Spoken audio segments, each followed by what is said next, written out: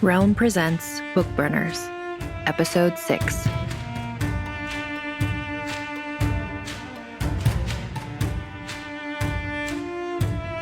Three. We should get out of here, Grace said. Out of this room or off the boat? Sal wasn't really expecting an answer, but Grace supplied one. The room, now, the boat eventually. What about that? Menchu indicated the expanding puddle of black goo. Liam knelt by the body, poking at it with a silver-plated pen he'd found somewhere. It's an exothermic reaction. That's where all the steam is coming from. But it doesn't look corrosive. What the owner is going to do about the carpet is another problem entirely. Behind Sal, the door opened. Hey, Skip, are you in here? The voice and its pleasant Australian accent cut off abruptly. A young woman wearing a uniform polo shirt stood in the doorway. Sal supposed she should have expected her to show up sooner or later. The woman, however, was clearly not expecting to see a group of strangers in the lounge. Then she spotted the remains of the first mate and let out a terrified, wordless scream. Even as Sal helped maneuver the woman back out of the room, she felt just a little bit jealous. She could have used a good scream, too. The door to the lounge had barely slammed shut behind them before Grace was bracing the woman, who couldn't have been older than 25, against a wall. What did you do with the book? The book? The one you bought last night, Father Menchu clarified, from the little shop in Rome. What? She looked helplessly to Captain Childress for guidance. It's okay, Katie, he said. Just tell them. What happened to Paul? The book, Grace said. I put it in Mr. Norse's safe. Take us there. Now. Skip said it was okay, so Katie led the strangers through the owner's suite and into the closet where his personal safe was secured. She hoped like hell the book was still where she had left it. She hated to think what these people would do if they thought she had lied to them. They wouldn't even let her open the safe herself, just demanded the combination, and Katie decided not to argue. Not after what they'd done to Paul. While the strangers were distracted with the safe, Captain Childress stepped up behind her, speaking low in her ear. Whatever they want, Katie, just give it to them. Keep them busy. If I see a chance, I'm going for the radio. Katie nodded and wondered if his first call would be to the police or to Mr. Norse. Katie had heard the rumors about the fair weather before she signed on, but the promotion to chief stew and purser was too good to pass up. So what if the owner was interested in rare books? She'd met plenty of rich people with much stranger hobbies.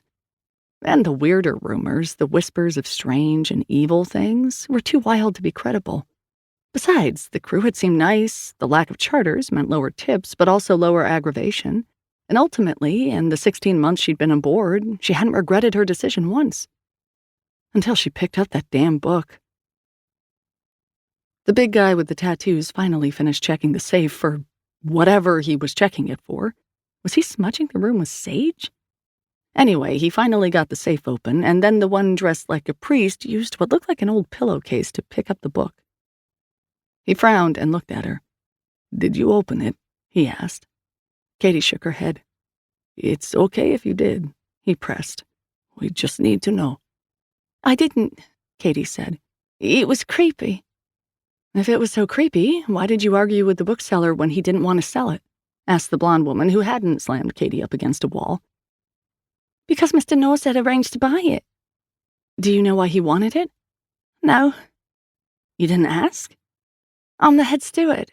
If the owner wants something, I get it for him. I don't ask why he wants it. And even if he had told me, I wouldn't tell you. So he did tell you, said the Asian woman who had slammed her up against the wall. Katie gave her a withering glare, but did not answer. Guy's bigger problem here, said the big tattooed guy. If she didn't open it, what happened to the first mate?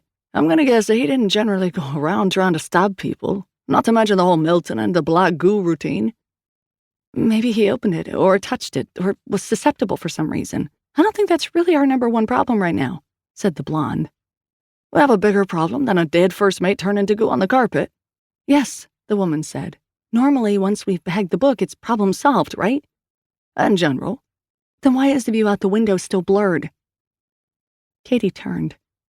The closet was too small to accommodate more than one person at a time, so most of the group was gathered in Mr. Norse's stateroom, which had a set of glass doors that led out onto a private balcony. The view looked fine. Katy was about to let it go when she remembered the captain's request for a distraction. Well, she'd see what she could do. Blurred? Are you all high or something? Ignore her, said the Asian woman. No, I won't. Katy pointed emphatically at the blonde. She said the view was blurry, and it's clearly not. I've been cooperating, but if you're all just a bunch of junkies... She could see them exchanging looks as she continued to rant. Well, that was fine. As long as they weren't looking at Skip, they could roll their eyes about her all they wanted. Katy yelped and jumped as she felt something cold at the back of her neck, a chain.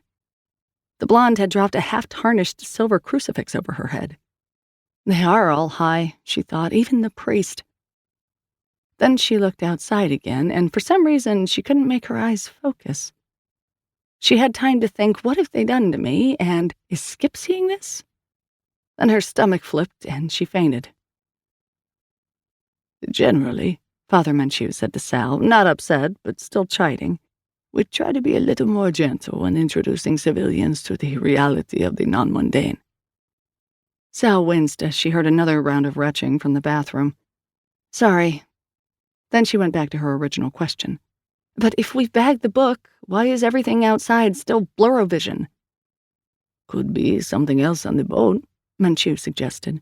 If this Mr. Norris is a collector, he could have all kinds of artifacts aboard. Great, said Grace. Liam, still examining the book through the shroud, shook his head. Or, the more likely explanation, the binding has been damaged. Binding like a spell? Asked Sal. Menchue shot her a look. What do you know about binding spells? My brother played a lot of Dungeons and Dragons when we were kids. Still does. Did. Damn it. Actually, said Liam, I meant literally the binding. He pointed to where the back cover had separated from the spine along 2/3 of its length, barely connected to the rest of the book at all. Even when the book isn't open, it's still enclosed. I really wish that didn't almost make sense, said Sal. Grace swore. You mean that thing has been leaking? The shroud should still contain it, said Menchue, thoughtful. That's great for keeping it from getting worse, said Liam. But it doesn't look like it's helping it get any better. Grace frowned. Wasn't there a case in China like this? Back in the 20s, Menchue asked. No, later, Grace said. I read about it. A book got damaged, then started oozing something that spread like a contagion. What happened? Liam asked. It became the Asian flu pandemic of 1957. Estimated worldwide death toll between 1 in 4 million before a team finally found the book. How did they stop it? Buried the book, the monastery where it was housed, and everyone inside it under a landslide. In the pause that followed, the door to the small bathroom opened, revealing a very wan ship's steward who had finally managed to regain her feet. Grace frowned. Wasn't the captain in there with you? Katy shook her head.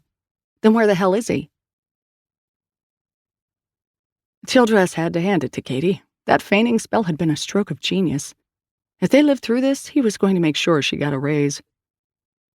Once he had slipped away, his first stop had been the bridge and the ship's radio, but someone had sabotaged every comm system on the ship. No internet, no sat phone, nothing. He wasted more time than he should have checking over the ship's systems, trying to find out what had been done to them. But when he noticed his old magnetic compass spinning crazily on its bearings, he gave up hope that this was something he could remedy with a quick fix. If he was going to get help, he needed to get off the boat. He felt a twinge of regret, leaving Katy behind, but his best chance to help her was to get the owner on the horn. It wasn't like they were in the middle of the Atlantic. The marina office was just at the end of the dock. She'll be fine, he told himself, and made for the aft deck. Thanks to her longer stride, Sal was able to catch Grace, even with the other woman's head start. Do we have a plan? Find the captain, keep him on the boat. That's an objective, not a plan. That's a big word for a dumb cop. Hey, said Sal, I read too, you know. At that, Grace cracked a smile. It only lasted a fraction of a second, but Sal was sure it had been there. And then, just as quickly, it was gone. We're probably too late, anyway. Unless the captain's an idiot, he'll have gotten as far from this boat as possible. And he's not an idiot. No. Grace scowled as though this were a personal insult. They were coming up on the doors to the aft deck now. Frosted glass. Sal's stomach clenched. If the captain was out there, the glass meant he'd be able to see the movement of their approach against the static background of the hallway, but they were effectively blind. Grace must have had a similar thought. She paused and indicated for Sal to fall in behind her. "I'll take the door. If one of us is going to get shot, better it isn't you." And before Sal could open her mouth to ask what the hell that was supposed to mean, Grace popped the door and barreled through onto the deck. Sal, never one to leave her partner without backup, charged right through behind her. The captain wasn't waiting for them in ambush, but he was waiting for them, hanging in midair, stuck like a gnat on a drying snot bubble to the blurry fields surrounding the yacht. They were all on the deck now, staring up at the captain. Against Sal's better judgment, all included Katie. She had expected another bout of vomiting and unconsciousness when the woman saw what had happened to her boss, but all she did was quietly breathe, "Oh, Skip," and fall silent. The sun was setting, sky glowing pink behind the trapped man. But the sight of Katie seemed to rouse him back to coherence. "Sorry, Katie." For what? "I was going to leave you here." You would have sent help. You take care of us. Whether it was the sun or some effect of the field he was trapped in, the captain's lips were dry and they split when he tried to smile at her. "Not well enough." A drop of blood oozed up from his lip and fell to the deck below. Sal stepped forward to draw Katie back from him, then froze.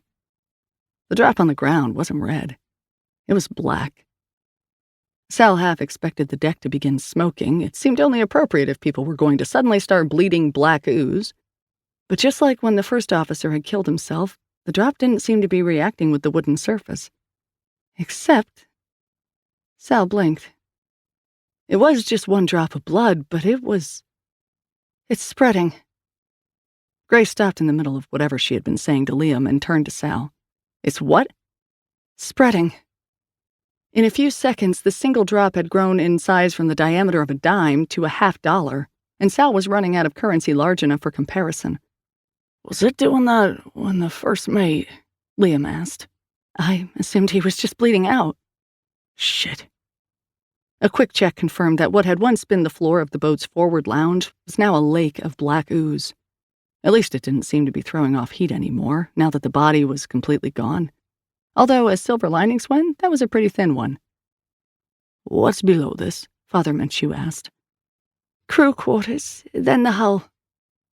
Father Menchu took this in with more calm than Sal was currently feeling, what with being trapped on a boat slowly filling with demonic black ooze.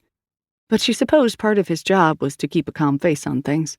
Either that, or he had a good plan for getting them out of this mess. She really hoped it was the latter. Menchu let Katie lead the way to the deck below, but stopped her from entering the room directly below the lounge. Carefully, he opened the door. What had once been a crew cabin was now filled with oily tendrils dripping down from the ceiling vents like tar from a sieve. "Was anyone in there?" he asked. Katie shook her head. "Where's the rest of the crew?" For the trip to Miami, we just have 2 more, but they aren't aboard. Sarah went into the city to meet one of her chef friends and get some fresh groceries while we were in port. Luke was picking up supplies. "When are you expecting them back?"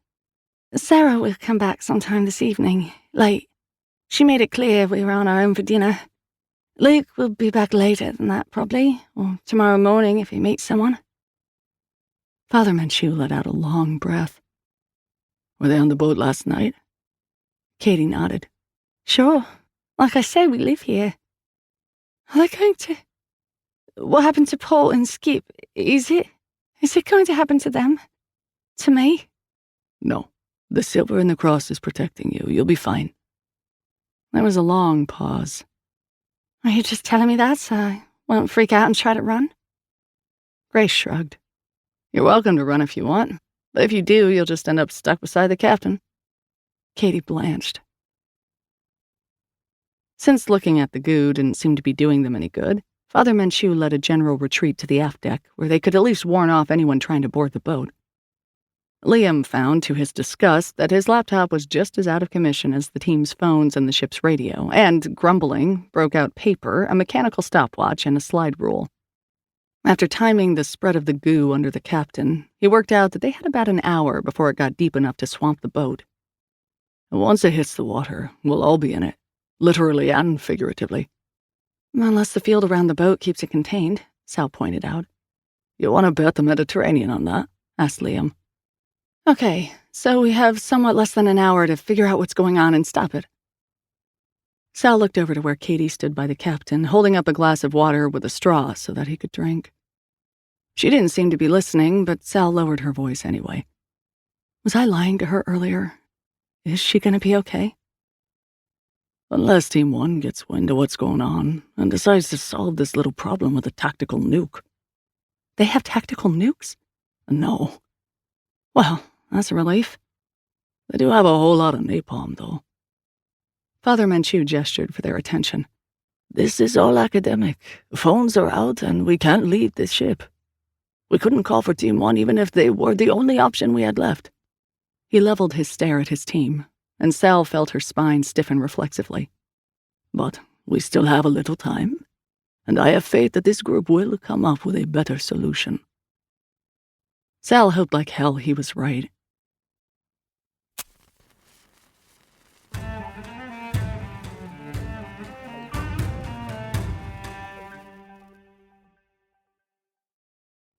Four. 40 minutes later, Father Menchu's faith in the team's problem-solving abilities wasn't looking especially well-placed. As far as I can tell, Liam explained as he ran a hand through his short red burr in exasperation. What we've got is every part of a demon infestation except the actual demon. Hallucination, psychosis, evil goo, the works. What we don't have is a demon at the center of it all. How do we get rid of all of that normally? Asked Sal. It goes away when we banish the demon or close the book. So why can't we close the book now? It's already closed, just leaking. But what if we opened it, then closed it again? That could act like a kind of reset button, right? Liam looked at Sal like she was the product of a demon-induced hallucination. Are you implying that this situation would be helped by adding an actual demon to it? No, but remember Madrid? We didn't have to shove all the weird crap going on in that apartment back through the book. As soon as we took care of the center of the infestation, the whole accessory pack got sucked back in with it. The problem here is that we've got all of the extras, but no main guy to tell them it's time to go home. If we open the book, it gives the goo something to attach to. Then we close it again, banish the demon to the other side, and the goo goes away along with it. As long as we get it into the shroud immediately, it all stays contained, right? Doing what with a what now? More important, Sal forged ahead. If we open the book, it might trigger the orb, and then Asanti will know that we need backup. Napalm kind of backup? I'm not saying I want to die a fiery death, but it's probably better than millions dead of the demonic flu. Liam opened his mouth to object, then closed it again. Sal guessed it was the best she was going to get. Great, I'm going to do it. She turned on her heel and took off. That spurred Liam into action. Wait, you can't just... Not talking about it, just doing it. But Father Menchu will be able to honestly say he had no idea what I was planning if this all goes horribly wrong. Behind her, Sal could barely hear a muttered, if this goes horribly wrong, we're all going to be dead. Unfortunately for Sal's grand plans, Liam also had long legs, and so was only seconds behind her when she arrived on the aft deck.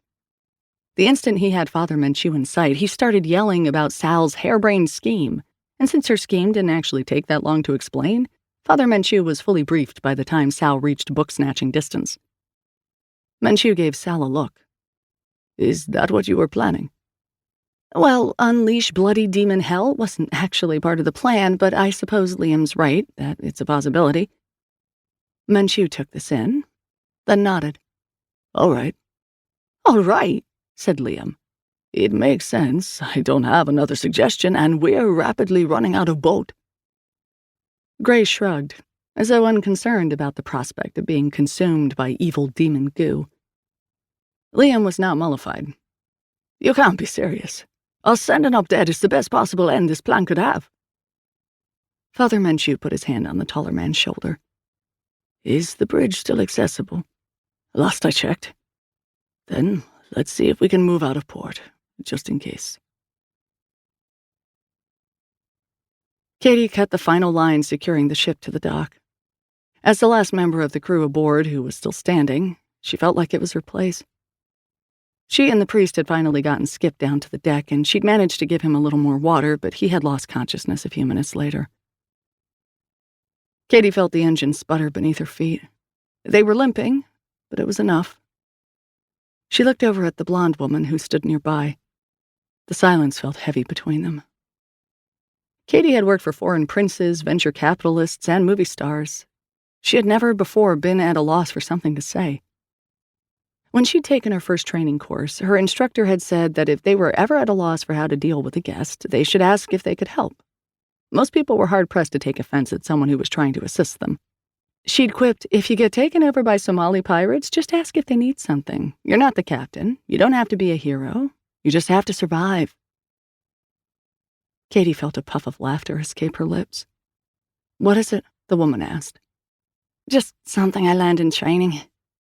"You trained for this?" Katie shrugged. I work for billionaires. They taught us to be prepared for anything. She looked over the deck, one half of which was now covered in a thick lake of goo. Never covered anything like this, though. The other woman nodded. Katie wanted to ask again if they were going to be okay, but held her tongue. She didn't want to sound like she didn't trust these strangers, even though she didn't. Quite. "You're going to get through this," the woman said, as if she sensed her doubts.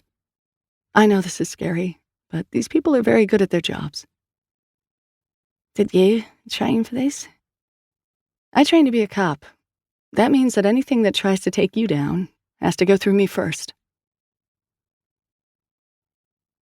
Sal told herself there was nothing to worry about. The plan was simple, just like she'd outlined it to Liam. Open the book, trigger the orb, release a demon onto a yacht that was quickly being covered in evil goo, close the book, get it back into the shroud, and all of their problems would be solved. Sal carefully set the book on the floor and unwrapped it using a pair of silver serving tongs Katie had produced from the boat's kitchen supplies. Not as good as a 300-year-old crucifix, maybe, but better than trying to use her bare hands. Father Manchu had underlined that quite strongly. She'd gotten lucky in Perry's storage unit. She couldn't count on escaping direct contact with a demon unscathed again. Sal was in the owner's cabin, which was, for the moment, relatively goo-free.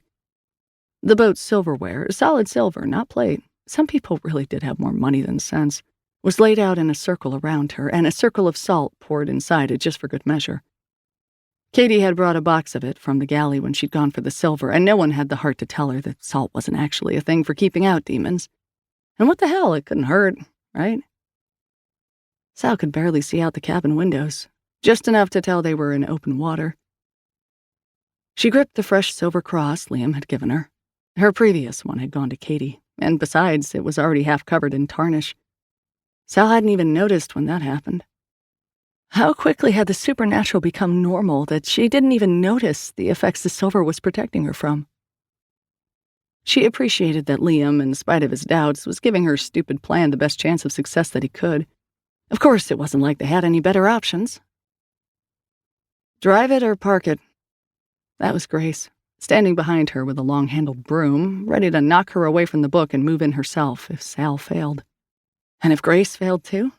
Or if the demon didn't clean up his mess after him? In that case, Sal put that thought firmly out of her mind. If this didn't work, whatever happened next would almost certainly be someone else's problem.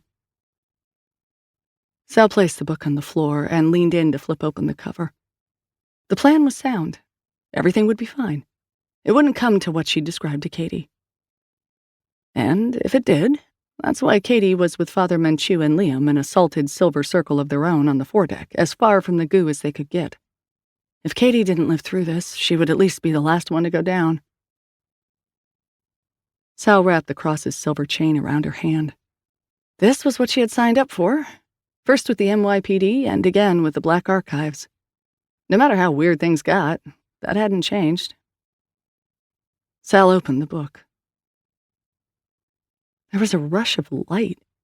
Sal had always thought demons lived in the dark, but it was light, everywhere. And a smell of salts and kelp and the tug of a current against her hands, as though she could feel the rip in the world that the damaged book had created, and all the things that were rushing through it, in both directions. The pull wanted her. To fill the hole or to feed the stream, Sal wasn't sure. There was just the current and the burn in her hand where she held the cross, hot against her skin. Too hot to hold. Must hold. Must. She was gasping for air. Sal was on the floor, looking up at Grace, who had dropped the broom and was shoving the shroud-wrapped book into a bag filled with assorted silverware, just for good measure. "Did it work?" Sal asked. "If by work you mean did a giant river of goo nearly suck you back into the book along with it, then yes, it worked." "Am I okay?" Grace squinted at her. "You're an idiot, but a living idiot." Sal decided that was good enough and went back to being unconscious.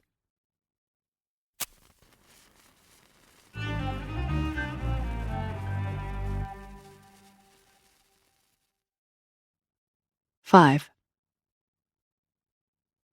Sal discovered that a side benefit of her stupid plan was that the powers that be let her go straight home instead of debriefing at the Vatican with the rest of the team.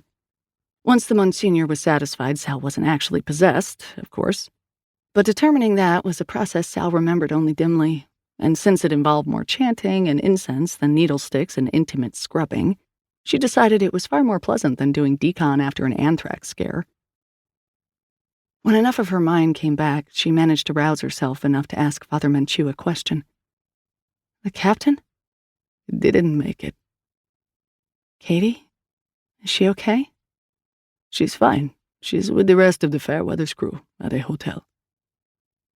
Sal thought Father Menchu said something else, something encouraging, before leaving her apartment and closing the door behind him. But she might have already been asleep and imagined it. The pleasant haze of sleep was shattered by a phone call. Sal groped for her cell, finally locating it in the pocket of her crumpled pants, and brought it to her ear. "You need to go back to Ostia. Now." Instantly awake to the tone of the words, if not their meaning, Sal sat up. Her feet hit the cold tile floor, sending a shock of adrenaline through her system. Then her mind caught up with the rest of her. "What? Who is this?" "It's Aaron." "The tour guide? How did you get this number?" "Just come back to the marina. Now." Sal was about to hang up. She knew she should call Father Menchu.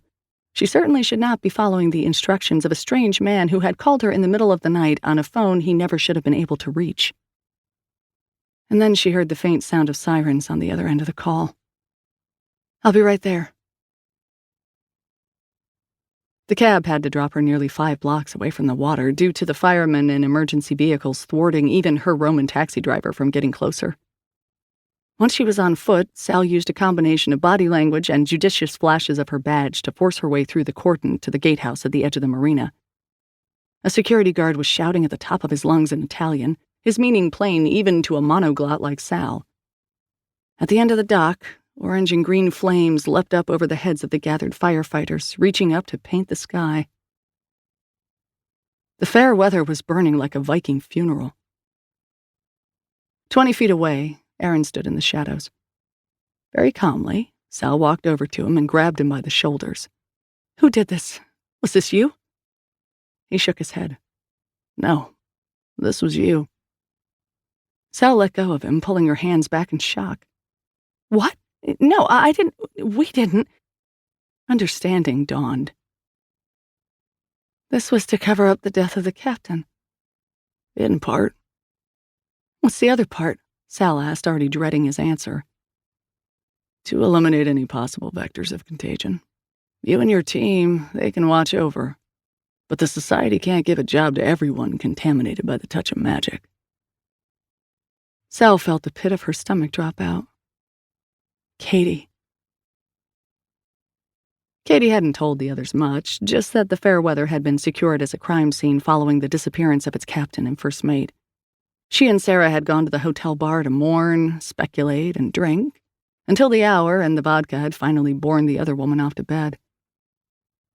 Katie stayed at the bar, telling herself that she was waiting for Luke, making sure that he got in all right, even though she knew he was almost certainly finding comfort in the arms of a handsome young Italian man and would not return until morning. Eventually, Katie returned to her room, where she found she was not drunk enough to banish the scenes that played across her mind whenever she closed her eyes. She called room service. ordered another drink. The priest had said the bill would be covered. He told her not to worry. Easy for him to say. He had also said that something from the book had infected Paul and Skip, the same book she had carried from Rome to Ostia. She remembered how the tar-like wave had surged at the end, rising up as though to swamp the boat before suddenly receding into Mr. Norse's cabin, like blood washing down a drain. She fingered the cross that still hung around her neck. Was she infected too? If she nicked herself in the shower, would her body collapse like Paul's? Would her black blood fill the pipes, spill out into the streets, until the world was covered in a black tide? A knock. Room service. Just as her hand reached the knob, the door burst in, followed by a man in black who reeked of smoke. He pressed a cloth against her face. Katie inhaled a scream, and the smoke smell was replaced by something sweet and rotten. Everything went black. Sal called Liam, then Menchu, who told them where the crew had been put up for the night. The three of them arrived at the hotel just as the coroners were bringing out a draped body on a stretcher. Menchu approached them and spoke quietly. Of course, if Padre would like to say a prayer over the body, the attendants would be happy to wait a moment. The Signorina was in no hurry. When Menchu lifted the sheet, Katie's lips were pale blue against her skin and the white cotton. They didn't give her one to the head, Sal murmured to Liam. They wouldn't have wanted her to bleed. Sal felt sick. Asante was livid. The team was gathered near her desk, where she was loudly arguing with the Monsignor in charge of their little division of the Black Archives. There was no sign that young woman was infected. There was no sign she wasn't, and she had more contact with the book than anyone. Our superiors decided they couldn't take the risk. Your job is to talk them out of stupid ideas, to remind them that burning the innocent and guilty together and letting God sort it out went out of fashion with the Inquisition. The Monsignor took a long breath. When he continued, his voice was very low and very calm. It made the hairs on the back of Sal's neck stand up. You don't know how close they were to ordering the death of everyone who set foot on that boat. You still have a team. You're welcome. He turned to leave. Asante called after him. What about the bookshop? Did Team 1 take that down too? The Monsignor paused. Of course not, he said. We didn't know the book had been damaged then. There was no need to purify the bookshop until later. Sal sat by Perry's bedside. I promise, she told him silently. I will get you out of here. I will keep you safe, somehow. A footstep behind her. Liam. Hey. Hey. It's okay, you know. They're not going to hurt Perry. How can you be sure? He was possessed, contaminated. How do I know that someday some cardinal won't? Because I'm still alive. Sal had forgotten that Liam had once been possessed himself. Every case is different, and whatever went south on this one, he was nowhere near it. Sal nodded, but didn't move. And then Liam's hand was on her elbow, gently guiding her to her feet. Come on, he said. I'll walk you home. They walked through the old gallery of the late Crusades on their way out. Sal caught a whiff of acrid smoke, the kind that came from burning treated lumber, lingering in the air as they passed. Once out of the Vatican complex and onto the streets of Rome, Sal took her arm back. Liam was content to walk side by side. Every time I think I have this job figured out, what's going on, what's expected of me, something like this comes and slaps me in the face. I mean, I knew the work was dangerous. I'm okay with dangerous. I'm not okay with my superiors not having my back. We have your back. The team does, but Menchu and Asante don't have the codes to the nukes. I told you there aren't any nukes. She didn't laugh. They walked in silence. The worst thing is, I catch myself wondering if they were right. 1 life for 4 million is pretty easy math, and if we have a demonic possession detector, no one's told me about it. What if she wasn't clean? What if we aren't clean? Liam sighed. I worry about that every day. All we can do is the best we can. It doesn't seem like enough. On the bad days, I worry about that, too. Sal searched Liam's face. This was a bad day, right? Tell me this isn't fair to average. I need this day to be one of the bad ones. It was pretty bad, Liam said. Could have been worse, though. They were almost at her building. Sal noticed that her hand had fallen back against Liam's arm without her noticing. He didn't seem to mind. Well, what of it? Wanting companionship after a close call with death was a psychologically proven phenomenon, or at least a baby boom 9 months after 9/11 proven phenomenon. Then she remembered something else Liam had told her as she hastily took her hand back. Liam looked at her, confused. Something wrong? Aren't you a monk? Liam shook his head. No, I just live with monks. Her eyes narrowed. You're not just saying that to get into my pants? Liam blinked. Is that? I hadn't thought you wanted. He pulled himself together. I swear to you, I am not a monk. Sal took a moment to think about that. So, no vows? A slow grin spread across Liam's face. Not that kind. Sal couldn't help her own smile in return. When his lips met hers, they were just as hungry. She kissed him as she fumbled for her keys to the building. He kissed her back as they went inside, and they kissed each other as they stumbled up the stairs and into her apartment. Finally, she forced a break. Wait, what is it? Sal felt her face heating. She couldn't believe she was about to say this. Do men who live with monks carry condoms? Liam threw his head back and laughed until Sal had no choice but to force him to shut up with more kissing. The answer, as it turned out, was yes. It took some doing, but after a week of walking the streets and asking questions in her rapidly improving Italian, Sal found Erin the tour guide. She was almost sorry when she did. The search had been a comfortingly familiar activity. But in the end, she didn't need comfort. She needed answers. Erin didn't seem surprised to see Sal walking up to the terrace of the small sidewalk cafe where he was installed with a newspaper and an espresso. He rose as she neared and gestured for her to sit down. Almost as soon as she did, a waiter was at her elbow, depositing an espresso and 2 small paper tubes of sugar. Sal wondered if Erin had been expecting her, if she had only found him because he allowed her to. Sal was waiting for the waiter to get safely out of earshot before speaking, but Erin beat her to it. No backup? Sal shook her head. Why not? Because you helped me. And you seem like a nice guy who doesn't deserve to be set on fire. Then again, you also tracked down my phone number, which I never gave you. You seem to know who I work for, which is more than I've told my own family. And frankly, you have been entirely too convenient throughout this entire goddamn mess. My turn. Haven't I helped you enough? Sal ignored this. Who are you with? Interpol? One of the local agencies? I'm not with the police. Then who are you with? And why are you allowed to know about what's going on, which you clearly do, and live, while poor Katie ends up chloroformed? Erin sighed. Information is like a contagion. It spreads. Your employers do an admirable job controlling that, but they aren't the only players in the game. As much as they might want to eliminate the knowledge and use of magic completely, not every vector can be silenced as quietly as a young stewardess. The world is vast, Sally Brooks, and not even the Vatican can see the entire picture.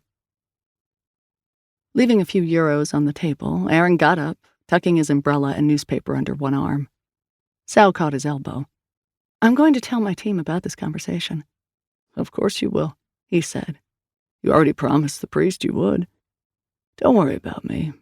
As it happens, my superiors and yours are on very close terms.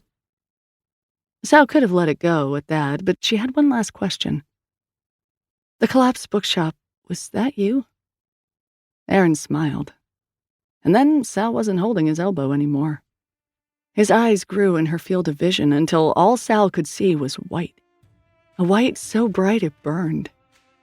She felt a rush of air and the brush of feathers against her skin. By the time she managed to blink past the afterimages left on her retinas, Erin was gone. You are listening to Bookburners. Created and produced by Realm, your portal to another world. Listen away.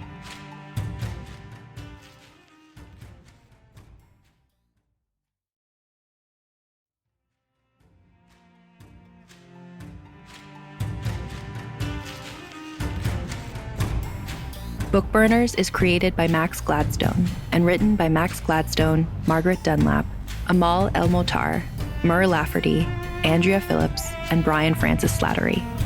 Executive produced by Molly Barton and Julian Yap. Performed by Xe Sands. Audio production by Amanda Rose Smith, and additional editing by Corey Barton and Brooks Ewald. Original theme by Hashem Asadolahi, featuring Jody Redditch-Ferber and mixed by Justin Morell. Cover art by Annie Wu. Executive in charge for Realm, Mary Asadolahi.